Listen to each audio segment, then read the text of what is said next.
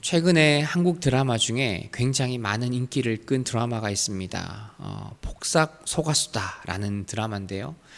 저도 아직까지 이 드라마를 처음부터 끝까지 본 적은 없습니다. 이렇게 뉴스를 검색하다 보면 이 드라마가 이렇게 중간중간에 한 번씩 떠서 저도 이렇게 뭐 1분짜리, 2분짜리 그런 이렇게 하이라이트만 봤는데요.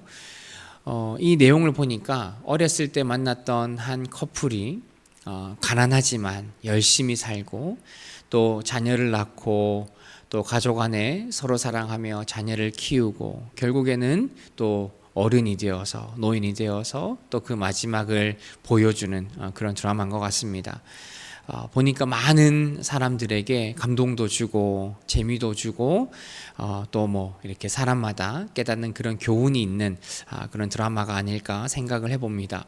저는 그 가운데서도 이 남자 주인공이 있습니다. 관식이라는 주인공이 있는데 이 남자 주인공이 아내를 얼마나 사랑하는지 아내를 사랑하고 자녀를 사랑하는 그 모습을 보면서 나도 참 저런 모습은 본받아야 되겠다 하는 그런 생각을 한번 해봤습니다. 유튜브 쇼츠에 나오는 한 장면인데요. 이 남자 주인공의 둘째 아들이 있습니다. 이 둘째 아들이 어릴 때부터 말을 듣지 않고 부모의 속을 썩이고 그렇게 삽니다. 어릴 때부터 이 주인공의 둘째 아들이 벤츠를 타고 싶어 했습니다. 그래서 벤츠를 사고 싶다 하는데 이게 나중에는 아빠가 내가 나중에 사줄게 그렇게 이야기를 합니다. 그런데 그 아들에게 벤츠를 사주겠다는 약속은 이 남자 주인공이 살았을 때는 이루지 못하고 이 남자 주인공이 죽고 난 이후에 그 벤츠를 아들에게 선물을 할 수 있게 됩니다.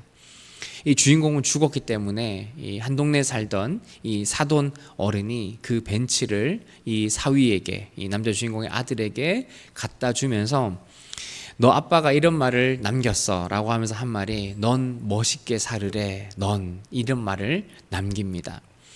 보통 아빠가 죽으면서 돌아가시면서 나를 위해서 나는 멋있게 살라고, 나는 폼나게 살라고 아빠가 벤츠를 선물했다고 생각 한번 해보세요. 그럼 이 아들의 반응이 어때야 됩니까? 보통은 아빠 감사합니다, 아빠 사랑합니다 하는 게 일반적인 반응입니다. 그런데 이 아들의 반응이 뭐냐면 이거 몇 킬로 탄 거래요? 이렇게 묻습니다. 제가 참 그 영상을 보면서 웃기기도 하지만 이 평생 동안 키워놓고 아빠가 마지막에 죽으면서 아들에게 그 차를 선물했는데 아빠에게 감사하다는 말은커녕 이거 몇 킬로 탄 거래요 라는 자식을 낳았으면 저것도 진짜 배 아파서 내가 낳았나 하는 그런 생각을 우리가 해보지 않을까 그런 생각이 듭니다. 부모는 어렸을 때부터 자녀를 정말 최선을 다해 마음으로 사랑으로 키우려고 노력합니다. 물론 최고의 것을 늘 주지는 못하지만 자녀를 사랑하는 그 마음만큼은 전혀 부족함이 없는 그런 마음으로 아이들을 키웁니다. 물론 자녀들은 내 힘으로 내가 큰 줄 알고 그렇게 생활을 하고 부모를 대하죠. 물론 이제 부모들도 자녀들이 나이가 들어감에 따라 그 나이에 맞게 또 자녀들의 어떤 사회적인 위치에 맞게 자녀들을 도와주어야 하는 그런 방법은 바뀔 수 있지만 자녀들은 어렸을 때나 컸을 때나 그 부모가 대하는 마음, 뭔가 해주고 싶고 위하고 싶고 아끼는 그런 마음은 어른이 되어서도 부모에게는 똑같지 않을까 그렇게 생각해 봅니다. 아마 에베소 신자들을 대하는 이 바울의 마음이 그렇지 않았을까 생각해 봅니다. 그들에게 복음을 전하고 예수 그리스도의 십자가의 복음에 대해서 강조하고 편지를 정말 마음을 다해 썼지만 그들을 끝까지 책임지고 싶은 마음, 그들이 신자로서 하나님 앞에 똑바로 살게 하고 싶은 마음, 그런 마음으로 바울은 그들을 위해서 계속 기도했을 겁니다. 바울은 앞서 그들에게 너희가 이방인이지만 하나님의 그 구원의 계획이 너희를 향하고 있고 예수 그리스도의 십자가의 은혜로 너희가 구원을 받은 이제는 하나님의 자녀가 되었다라는 것을 앞서 설명을 했습니다. 그리고 난 다음에 바울은 내가 너희에게 구원의 진리를 알렸으니 이제 너희는 알아서 믿어야 돼. 내가 전한 것을 너희는 잊지 말고 내가 말한 것을 너희는 꼭 기억해야 돼. 이제는 너희 책임이야 라고 바울이 말하지 않고 그 예수 그리스도의 복음을 들었던 그것을 마음에 새기려고 하는 그 에베소 신자들에게 끝까지 하나님의 백성으로 살기를 바라는 마음으로 오늘 바울은 기도하고 있습니다. 에베소서 3장 14절 15절 말씀인데요, 우리 한번 읽어보겠습니다. 그러므로 나는 아버지께 무릎을 꿇고 빕니다. 아버지께서는 하늘과 땅에 있는 각 족속에게 이름을 붙여주신 분입니다. 아멘. 바울은 감옥에 갇혀 있는 상황으로 아무것도 할 수가 없었습니다. 그래서 그들에게 편지를 적었고 너희는 이방인이었지만 이제는 어떤 사람들과 관계없이 어떤 민족과 관계없이 하나님의 한 자녀로 구원을 받은 그런 사람들이 되었다라고 이야기를 하죠. 편지를 통해서.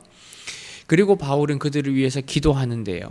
바울은 감옥에 갇힌 상황에서 내가 그들을 위해 할 수 있는 것이 없었기 때문에 그들을 위해 기도했던 것이 아닙니다. 바울은 그들에게 구원을 증거하고 가르친 것으로 바울이 내가 해야 할 일을 끝냈다고 생각하지 않고 그들을 위해 그들의 마음 가운데 그 예수 그리스도의 십자가의 복음이 심어지도록, 그리고 그 이후에 예수 그리스도를 따라 사는 신자로서의 삶을 살아갈 수 있도록 바울은 그들을 위해서 기도하고 있는 거죠.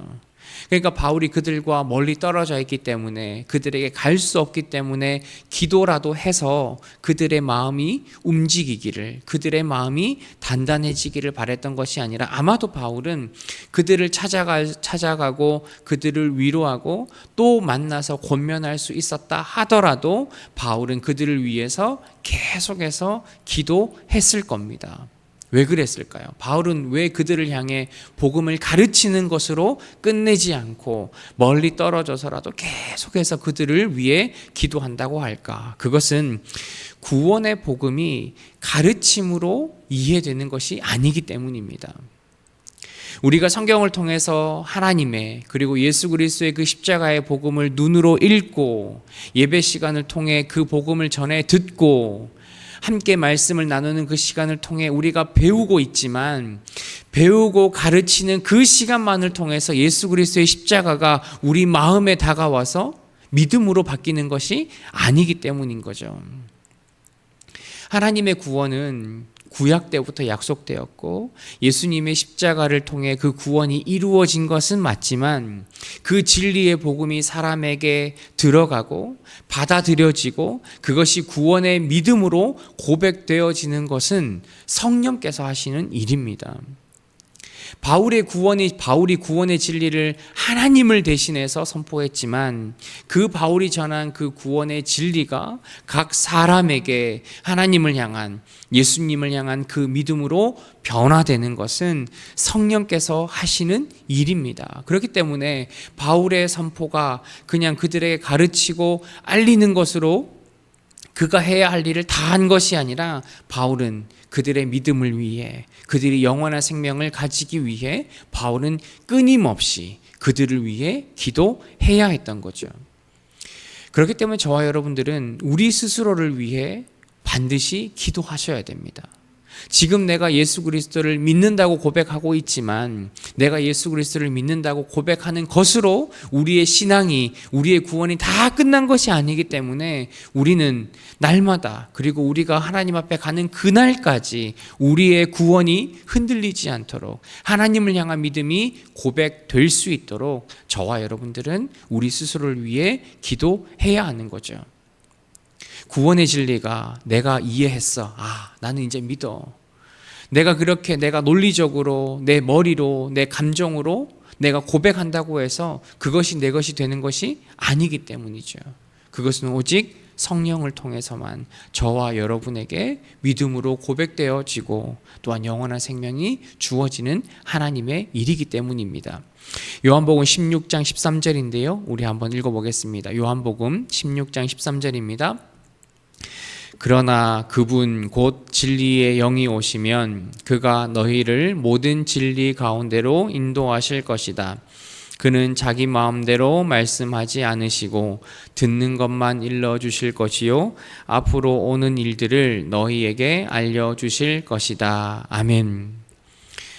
여러분, 구원은 성령을 통해 일하는 것이 하나님의 방법입니다. 우리의 기도를 통해서 우리의 구원이 사라지지 않도록, 없어지지 않도록, 우리에게 소멸되지 않도록 우리가 끝까지 성령을 구하고 성령의 일하심으로 우리에게 그 영원한 생명이 주어지는 것이 하나님께서 일하시는 그 구원의 방법이라는 거죠. 그렇기 때문에 바울은 이방인들을 향한 기도를 끊임없이 그들을 위해 끊지 않고 기도했다는 겁니다. 그렇기 때문에 여러분, 저와 여러분들은 먼저는 우리 스스로를 위해 반드시 기도하셔야 됩니다.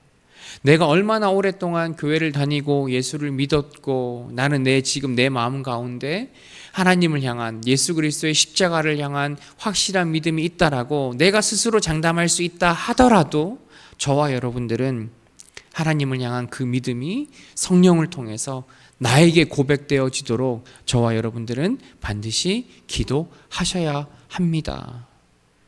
그것이 내가 하나님을 향한 우리의 구원이 떠나지 않는, 내가 그 믿음을 잃어버리지 않는 유일한 방법입니다. 물론 그것이 하나님의 구원이 완전하지 않기 때문이 아닙니다. 우리에게 있습니다. 그 문제는 우리에게 있는 거죠. 우리가 완전하지 않기 때문에 그렇습니다.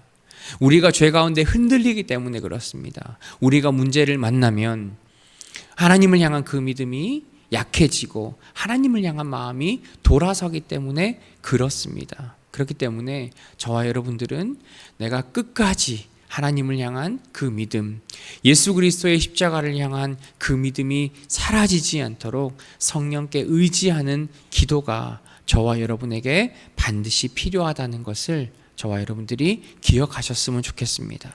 우리들뿐만 아니죠. 우리의 가족들, 우리의 친구들을 향해서도 마찬가지입니다. 그들에게 복음이 전해지고 성령께서 그들에게 일하게 해달라고, 성령의 일하심으로 그들의 마음이 변하고 그들이 하나님을 향한 온전한 고백을 할 수 있도록 저와 여러분들은 끊임없이 기도해야 합니다. 오늘 말씀에 보면 바울이 어떻게 기도합니까? 무릎을 꿇고 기도한다고 이야기를 합니다. 바울은 그만큼 간절했던 거예요. 보통 유대인들이 기도했던 모습은 무릎을 꿇고 기도하는 것이 아니라 하나님께 서서 기도하는 때가 많았습니다. 일반적인 기도는. 그런데 지금 바울은 하나님 앞에 무릎을 꿇고 기도하는 거죠. 지금 나를 위해서 간절하게 기도하는 것이 아니라 바울은 멀리 떨어져 있는 그 이방인들, 예수 그리스도의 십자가를 믿어 하나님의 영원한 생명을 얻게 된 그 이방인들을 위해서 무릎을 꿇고 간절히 기도하는 겁니다.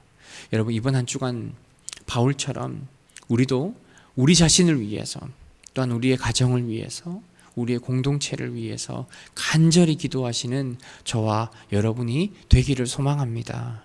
그냥 우리가 나의 기도 시간, 나의 기도 제목이 있어서 또 내가 기도해야 하는 날이어서 그냥 기도하는 것이 아니라 내 가족이, 또한 내가, 또한 우리 공동체가 하나님 안에서 그 믿음이 사라지지 않도록, 내가 하나님을 향한 그 영원한 믿음, 영원한 생명을 소망하며 살아가는 그런 신자가 될 수 있도록 저와 여러분은 무릎 꿇고 나를 위해, 우리의 가족을 위해, 우리의 공동체를 위해 간절히 기도해야 할 줄 믿습니다. 여러분, 우리의 기도를 통해 나의 믿음이, 우리 가족의 신앙이, 우리 공동체가 하나님을 향한 그 믿음이 변하지 않고 끝까지 주님을 향해 살아갈 수 있는 저와 여러분들이 되기를 소망합니다. 이번 한 주간 바울이 기도했던 것처럼 우리도 나와 내 가정과 우리의 공동체를 위해서 마음을 다해 기도하시는 우리 모두가 되기를 주님의 이름으로 소망합니다. 바울이 에베소 신자들을 위해서 어떤 기도를 했는가? 첫 번째는 바울은 그들의 속사람이 강건해지기를 기도했습니다. 그들의 속사람이 강건해지기를 기도했습니다. 우리 에베소서 3장 16절 말씀인데요. 우리 한번 읽어보겠습니다. 에베소서 3장 16절 말씀입니다. 하나님이 자신의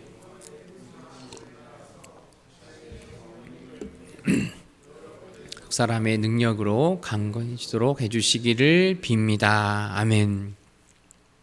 신자의 속사람이 강건해진다는 것은 그것은 그 신자가 성령과 어떤 관계를 맺고 있느냐에 따라 달라지는 상태가 됩니다. 우리가 신앙생활을 한다는 것은 우리가 주님과 함께 동행하며 살아가는 것을 말합니다. 내가 예수 그리스도를 내 주인으로 고백하고 내가 구원받고 난 이후에는 내가 살아가는 삶에는 내가 주인 되는 것이 아니라 예수님을, 하나님을 나의 주인으로 모시며 살아가는 것이 신자의 삶입니다. 그런데 그런 신자의 삶 가운데 우리가 얼만큼 내가 예수 그리스도를 나의 주인으로 예수님의 말씀에 순종하며 성령님을 의지하며 살아가느냐에 따라서 우리의 속사람이 강한 사람으로 살아가느냐 아니면 우리의 속사람이 약한 상태로 살아가느냐 하는 구분이 이루어진다는 거죠. 사실 우리가 주님과 함께 살아간다는 것은 우리의 삶의 어떤 날마다 정말 놀랄 만한 기적이 일어나는 그런 삶을 말하는 것은 아닙니다. 우리는 우리 일상 가운데 아주 평범한 삶 가운데 성령과 함께 살아가는 거죠. 어떻게 보면 너무나도 우리의 일상이 평범해서 진짜 예수님이 나와 함께 하고 있나? 성령이 나와 함께 하고 있나? 라는 그런 생각이 들 정도로 아주 작고 사소한 그런 일들까지 성령님은 우리와 함께 살아간다는 거죠. 그런데 문제는 우리의 속사람이 강건하지 못할 때, 우리의 속사람이 건강하지 못할 때 성령님의 임재하심, 내가 예수님과 함께 살아가고 있다라는 그런 우리의 생각이, 마음이, 행동이 점점 줄어들게 된다는 거죠. 후안 카를로스 오르티즈 목사님이 성령님의 인격적인 인도하심에 대해서 이렇게 말합니다. 우리 화면을 한번 보실게요. 성령과 함께 한다는 것은 내가 성령 안에서 살고 내가 성령 안에서 걷는다는 것은 당신 속에 예수 그리스도께서 계시다는 사실을 끊임없이 의식하는 것입니다. 성령님 우리와 늘 함께 하십니다. 어떤 순간에도 성령은 우리와 함께 하십니다.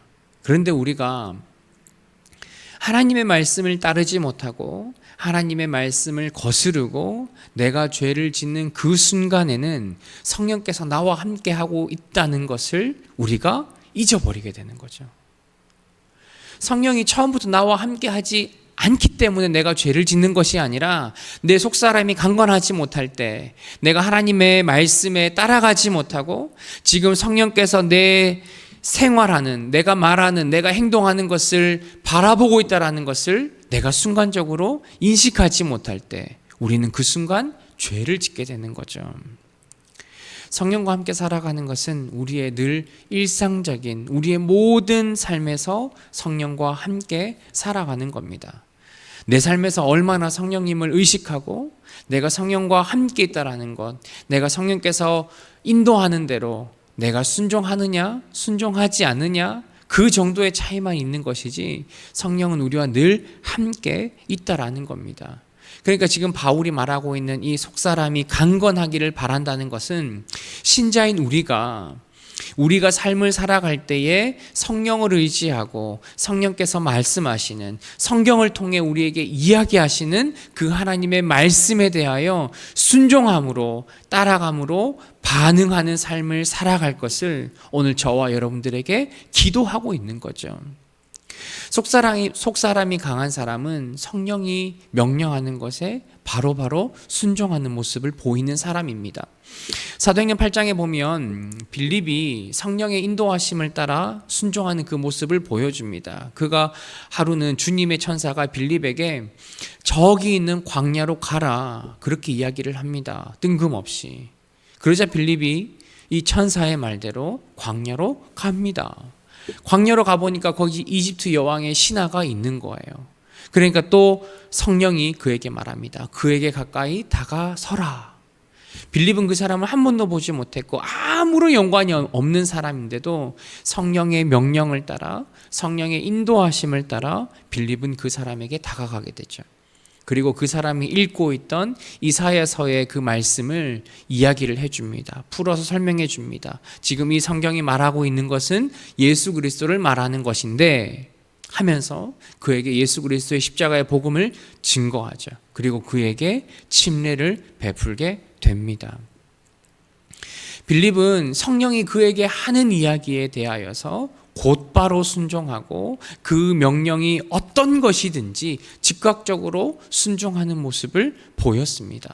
여러분, 속사람이 강하다는 것은 성령께서 우리에게 순간순간 말씀하고 인도하고 우리를 이끄는 그 인도하심에 대하여서 우리가 불순종하지 않고 즉각적으로 순종하고 따르며 하나님께 기도하는 삶을 의미하고 있는 거죠.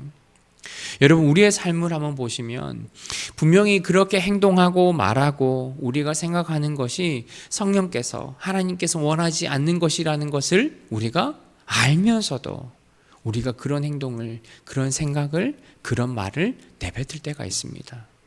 그 순간 우리는 어떤 것인가요? 우리는 우리의 속사람이 약해지는 거죠. 우리의 죄 가운데, 또 악한 영의 속임수 가운데 우리가 그 순간 성령을 따라가는 선택을 하지 못하고 우리의 속사람이 약해져 있는 상태가 되는 겁니다. 그렇다면 우리는 우리의 속사람을 어떻게 강건하게 할 수 있을까? 여러 가지 많은 방법들이 성경에는 있지만 그 가운데 가장 중요한 것은 우리가 날마다, 우리가 때때마다 우리의 모습을 돌아보고 우리의 죄악된 모습을 하나님 앞에 회개하는 거죠. 그것이 우리가 속사람이 강해지는 최고의 방법입니다. 사도행전 2장 38절 말씀인데요, 우리 한번 읽어보겠습니다. 사도행전 2장 38절입니다. 베드로가 그들한테 회개하십시오 하고 대답한다. 여러분은 저마다 예수 그리스도의 이름을 힘입어 침례를 받아야 합니다. 여러분은 죄를 용서받기 위해서요. 그러면 선물로 성령을 받을 것입니다. 아멘. 우리가 성령으로 강건하고 성령의 인도하심을 따라가고 성령의 귀를 기울이기 위해서는 저와 여러분들의 죄가 떠오를 때마다, 혹은 내가 지금 내 속사람이 약해져서 나도 모르게 지었던 그 죄를 깨닫자마자 우리는 하나님 앞에 회개하는 거죠. 엎드리는 거죠.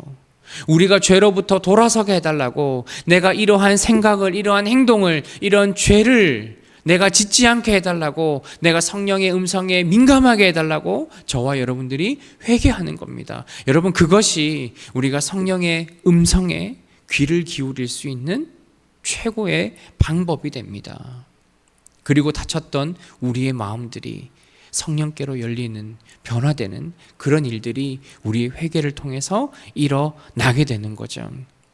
여러분, 내 속사람의 강건함을 위해서 여러분 날마다 여러분의 모습, 여러분의 생각, 우리의 행동을 되돌아보시는 저와 여러분들이 되시기를 소망합니다. 하루의 삶도 우리가 되돌아보아야 하지만 내가 순간적으로 나도 모르게 지었던 어떤 그런 죄의 모습들이 여러분들 바로바로 떠오르신다면 그 모습들을 하나님 앞에 회개하고, 하나님, 내 모습이 내가 성령으로 강건해지게 해달라고 저와 여러분들은 그 자리에서 바로 기도하셔야 됩니다. 여러분, 이번 한 주간 내 삶의 문제가 해결되는 것보다 내 속사람이 강건해지기를 위해서 기도하시는 저와 여러분들이 되셨으면 좋겠습니다. 특별히 우리의 부족한 모습, 우리의 죄악된 모습을 우리가 돌아보고 하나님 앞에 회개함을 통해서 우리의 속사람이 강건해질 수 있는 우리 모두가 되기를 주님의 이름으로 소망합니다. 바울이 했던 두 번째 기도는 그 우리의 신앙의 뿌리가 단단해지기를 기도하고 있습니다. 우리의 신앙의 뿌리가 단단해지기를 기도하고 있습니다. 에베소서 3장 17절 말씀인데요, 우리 한번 읽어보겠습니다. 에베소서 3장 17절입니다. 믿음을 통해서 그리스도께서 여러분 마음속에 자리 잡고 살게 해 주시기를 빕니다. 여러분이 사랑 안에 뿌리가 박히고 터가 잡히기를 빕니다. 아멘. 여러분, 신앙의 뿌리가 단단해지는 것은 우리의 노력으로 이루어지는 것이 아닙니다.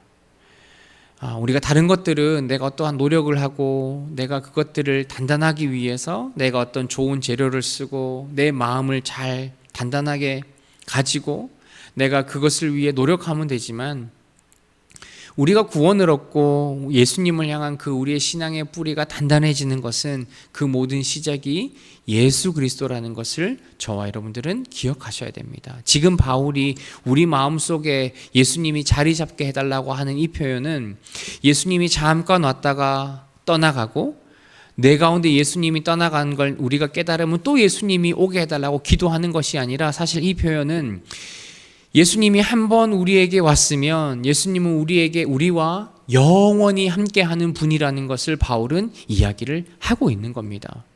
그러니까 우리의 신앙의 뿌리가 단단해지는 것은 우리의 노력이나 어떤 우리의 의지가 강해서 우리의 신앙의 뿌리가 단단해지는 것이 아니라 우리와 함께하는 예수님이 영원히 우리와 함께하기 때문에 저와 여러분들의 신앙의 뿌리는 단단해질 수 있다는 거죠. 그런데 그 신앙의 뿌리가 단단해지는 것이 그냥 우리가 가만히 있어서 예수님이 우리와 함께하기 때문에 저절로 일어나는 것이 아니라, 앞서 바울이 이야기했던 것처럼 성령에 순종하고 성령을 의지하며 살아가는 그 삶을 통해서 예수님이 우리와 영원히 함께 계시기 때문에 우리의 신앙은, 또 우리의 신앙의 뿌리가 단단해질 수 있다라고 바울은 이야기를 하고 있습니다. 그리고 바울은 그것을 위해 기도하고 있죠. 너희의 신앙의 뿌리가 단단해지기를 너희를 위해 기도한다. 바울은 그렇게 이야기를 하고 있는 겁니다. 우리가 또한 기도해야 할 것은, 여러분, 저와 여러분들의, 또한 우리 공동체에 우리 이 믿음의 뿌리가 흔들리지 않도록 저와 여러분들은 반드시 기도하셔야 됩니다. 우리 공동체 가운데 혹은 우리 개인에게 어떤 일들이 일어난다 하더라도 예수 그리스도는 저와 여러분들을 떠나지 않는 분입니다. 성령님은 우리를 떠나지 않습니다. 우리가 성령님을 기억하지 못하고 인식하지 못하고 우리가 성령님 앞에 죄를 짓는 경우는 있어도 성령님께서, 예수님께서 저와 여러분들을 떠나는 경우는 없다라는 것을 저와 여러분들은 반드시 기억하셨으면 좋겠습니다. 우리는 나와 함께하고 있는 그 예수님과 성령님을 통해서 우리의 신앙이 단단히 뿌리 박히고 흔들리지 않는 그런 믿음으로 살아가기를 저와 여러분들은 기도하셔야 합니다. 우리가 하나님 앞에 기도할 때 바울은 우리의 신앙이 단단히 뿌리 박히게 될 것이라 이야기를 하고 있습니다. 바울은 우리에게 그 신앙의 뿌리가 단단히 박히기를 기도하면서 우리의 신앙의 그 뿌리가 단단히 박혔을 때 우리에게 어떤 깨달음이 오는지를 바울은 이야기를 하고 있습니다. 에베소서 3장 18절부터 19절 앞부분까지인데요. 우리 한번 읽어보겠습니다. 18절부터 19절 앞부분까지입니다. 그리하여 여러분이 모든 성도들과 함께 그 사랑의 너비와 길이와 높이와 깊이가 어떠한지를 확실히 깨달을 수 있기를 빕니다. 또 지식을 뛰어넘는 그리스도의 사랑을 여러분이 알게 되기를 빕니다. 아멘.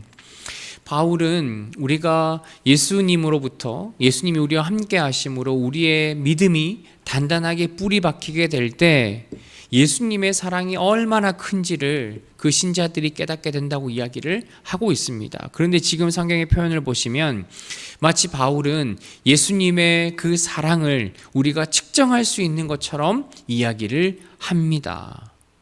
바울이 이렇게 이야기하는 것은 예수님의 사랑은 몇 퍼센트야, 100% 중에 몇 퍼센트야 라는 것을 정확히 측정할 수 있기 때문에 이런 이야기를 하는 것은 아닙니다.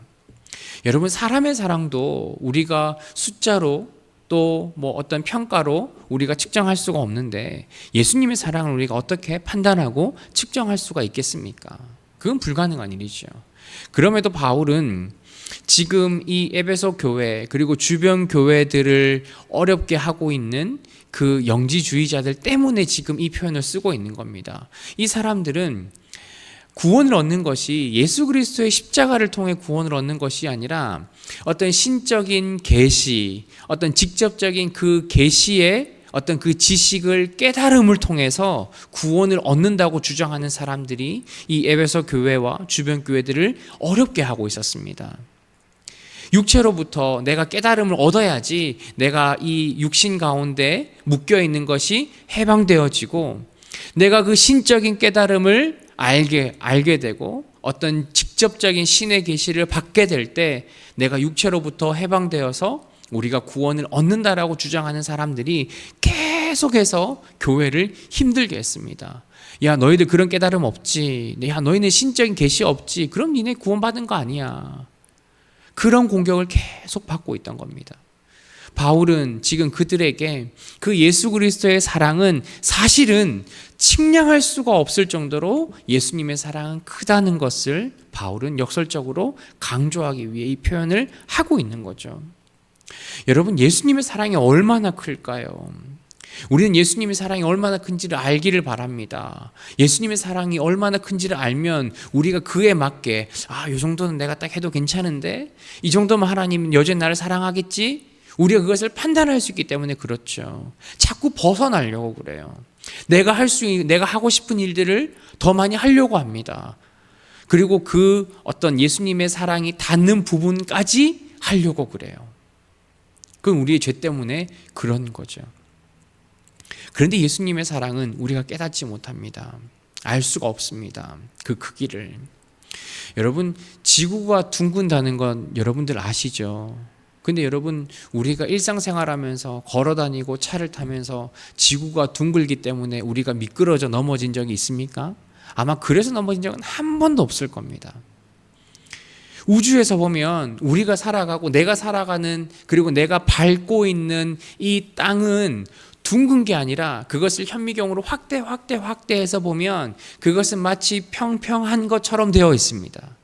그 평평함이 모여서 이 둥근 지구를 만들고 있는데 우리는 너무나도 작은 존재고 미약한 존재라 우리의 크기의 현미경을 딱 바라보면 우리가 밟고 있는 이 땅은 일직선으로 되어 있는 거죠. 원래 지구는 둥근데 우리의 존재는 너무 작기 때문에 우리가 밟고 있는 땅은 그 점 하나를 밟고 있습니다. 그런데 지구는 둥근 거죠. 지구는 평평한 것이 아니라 지구는 둥급니다. 마치 하나님의 예수님의 사랑이 그렇습니다. 우리는 예수님의 사랑을 측정할 수가 없습니다. 우리가 이해하고 있는 사랑의 한계를 넘어서는 것이 예수님의 사랑입니다. 예수님의 사랑은 인종, 신분, 부유함, 가난함, 내가 죄를 얼마나 지었든지 관계없이 어떤 모든 경계를 뛰어넘고 모든 사람들을 감싸줄 수 있는 그 넓은 크기를 가지고 있습니다. 또한 예수님의 사랑은 죄인에게까지 그 사랑이 이를 정도로 깊고 높은 사랑을 예수님은 가지고 있다는 거죠. 우리가 기억해야 할 것은 정말 용서받지 못할 저 누군가를 사랑한 예수님이 아니라 용서받지 못할 나를 사랑하신 예수님이 나를 위해 십자가를 지셨고 저와 여러분들을 위해 영원한 생명을 허락하셨다는 겁니다. 그런데 우리는 그 사랑을 깨닫지 못합니다. 이해하지 못합니다.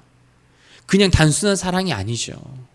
내가 할 수 있는, 내가 커버할 수 있는 그 분량의 사랑이 아닙니다.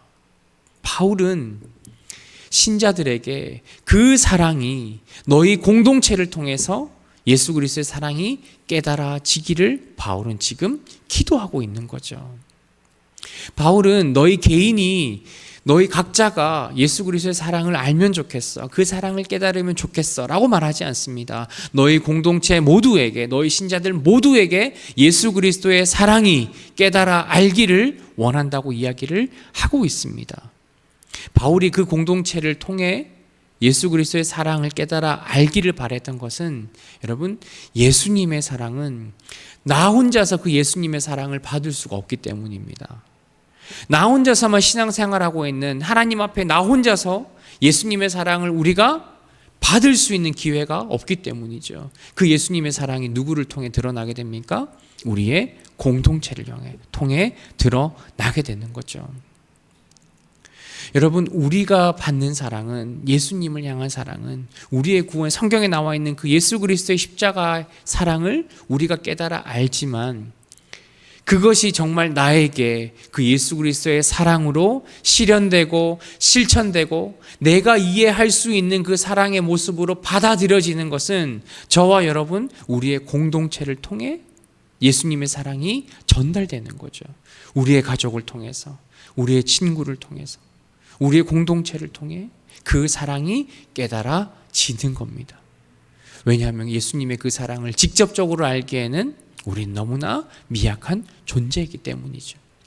그렇기 때문에 바울은 신자인 우리들이 공동체 안에서 서로가 서로를 향해 그 예수 그리스도의 사랑을 깨달을 수 있도록 우리가 그 예수 그리스도의 사랑을 실천하기를 바울은 기도하고 있는 겁니다. 그렇기 때문에 우리는 우리 공동체를 통해서 서로가 서로를 함께 기도함을 통해서 예수님이 우리에게 허락하신 그 사랑을 저와 여러분들은 공동체를 통해 깨달아야 하는 거죠. 그렇기 때문에 우리가 공동체를 위해 기도해야 하는 이유는 간단합니다. 그냥 나와 같은 교회 나오고 나와 같은 시간에 예배드리고 내 옆자리에 앉아서 예배드리기 때문에 내가 그런 책임감으로 옆 사람을 위해 기도하는 것이 아니라 예수 그리스도의 사랑을 나를 통해서 내 옆에 있는 사람에게 전해주는 거죠. 그리고 나 또한 내 옆에 있는 사람을 통해 예수 그리스도의 사랑을 체험을 받는 겁니다. 여러분, 우리 공동체를 통해서 우리의 믿음의 뿌리가 단단해지고 예수님의 그 사랑을 체험받을 수 있는 저와 여러분들이 되시기를 소망합니다. 내 옆에 있는 분들이 나에게 뭘 아무것도 해주지 않아도, 물질적으로 해주는 것이 없어도, 무엇인가 나에게 도움이 되는, 유익이 되는 뭔가를 해주는 것이 없다 할지라도 서로가 서로를 위해 기도함을 통해서, 서로가 서로와 함께 나누는 그 영적인 교제를 통해서, 함께 드리는 예배를 통해서 내가 하나님의 사랑을 받고 있는 하나의 공동체라는 그 사실을 저와 여러분들이 깨달아 알기를 소망합니다. 저와 여러분에게 반드시 그 우리의 공동체를 통해 예수님의 사랑을 발견하고 예수님의 사랑을 누릴 수 있는 저와 여러분들이 되셨으면 좋겠습니다. 우리 오늘 바울의 기도를 통해서 우리가 꼭 기억해야 할 것은 우리가 함께 우리의 신앙이, 우리의 믿음이 뿌리가 내려져야 한다는 겁니다. 나 혼자서는 믿음의 뿌리를 내릴 수가 없습니다. 예수님이 우리와 함께 하심으로 우리의 공동체를 통해서 우리의 믿음이 뿌리를 내려야 한다는 거죠. 또한 예수님의 그 사랑을 우리의 공동체를 통해서 우리는 반드시 드러내야 할 줄 믿습니다. 서로가 서로를 위해 기도하고 격려하고 교제하는 그 시간들, 그 순간들을 통해서 우리의 입을 통해 나오는 그 믿음의 고백들, 그 위로를 통해서 하나님의 살아계심, 성령님의 인도하심을 저와 여러분들이 반드시 기억하셨으면 좋겠습니다. 이번 한 주간 우리 공동체를 위해 기도하실 때 우리가 공동체를 통하여서 우리의 믿음이 더욱더 뿌리내리고 예수 그리스도의 그 사랑을 깨달아 알 수 있는 우리 모두가 되기를 주님의 이름으로 소망합니다. 이번 한 주간 우리 공동체를 위해서 더욱더 기도해 주시고 기쁨으로 또한 열심으로 열정으로 우리 공동체를 위해 기도하는 저와 여러분들이 되기를 주님의 이름으로 소망합니다.